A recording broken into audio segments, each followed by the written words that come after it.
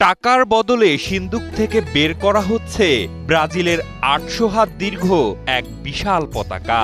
আর এটি নাকি পুরো এলাকার সবচেয়ে বড় পতাকা। ব্রাজিলের বিশাল এই পতাকাটিকে টাঙানো হয়েছে গ্রামের রাস্তার পাশে। নিরাপত্তার স্বার্থে আমরা যত্ন করে এই ব্রাজিলের পতাকা রাখছি। এ পতাকা দেখে থেমে নেই বর্তমান চ্যাম্পিয়ন আর্জেন্টিনার সমর্থকরাও।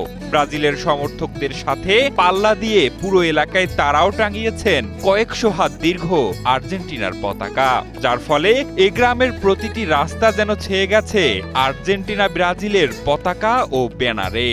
গতবারের চ্যাম্পিয়ন, এবারও ইনশাল্লাহ আমরা আশা করতেছি যে চ্যাম্পিয়ন হবে। আমরা গতবার 2022 সালে 1000 হাত পতাকা বানাইছি, এবার আমরা 2000 হাত বানানোর প্রস্তুতি চলতেছে আমাদের। আমরা শুক্রবারে পতাকাটা উদ্বোধন করব এবং আমাদের 30 ফিট ব্যানার বানাইছি, এটা আমরা এখানে টানাবো। মাত্র কয়েকদিন পরেই মাঠে গড়াতে যাচ্ছে ফুটবল বিশ্বকাপের এবারের আসর। 1000 কিলোমিটার দূরে এই আয়োজন অনুষ্ঠিত হলেও বাংলাদেশি ফুটবল প্রেমীদের উন্মাদনার যেন শেষ নেই। নিজের সমর্থিত দলের পক্ষে যুক্তিতর্কের পাশাপাশি দেখা যাচ্ছে পতাকা ও ব্যানার টাঙানোর এক নীরব যুদ্ধ। যে আর্জেন্টিনা যারা যে পতাকা বানাইছে তার চেয়ে আমরা আরো 100 হাত বেশি বানাবো ইনশাল্লাহ। আর্জেন্টিনা পতাকা যদি 300 বানায়, আমরা 600 হাত বানাবো। মাগুরা থেকে দিলে আমরা ওই কালীগঞ্জ পর্যন্ত দেবো। এখানে অনেক আগে থেকে এরকম পতাকা উত্তোলন করা হয়, অনেক বড়। তবে শুধু যুবকরাই নয়, এ গ্রামের বয়স্কদের মুখেও ফুটবল বিশ্বকাপের উন্মাদনা। বিশাল বিশাল এই পতাকাগুলো তাদের কাছে শুধু কাপড়ের টুকরো নয়, তা যেন নিজের সমর্থিত দলের প্রতি স্মৃতিময় আবেগ ও ভালোবাসার প্রতীক।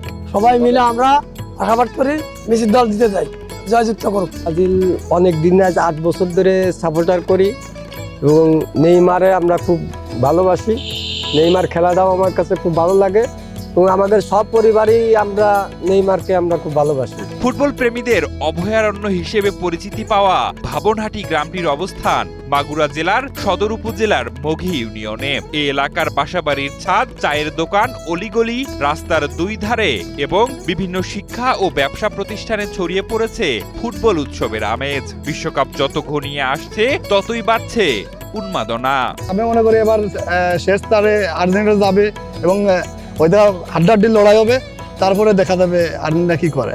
আগামী দিনে আমরা 13 কিলো পতাকা দেব এবং এই ভাবনাটি খেলার লাস্টে আমরা গরু কিনা হবে এবং গরুর দাম হচ্ছে 1,60,000 টাকা এবং আড়িয়ে গরু কিনা হবে।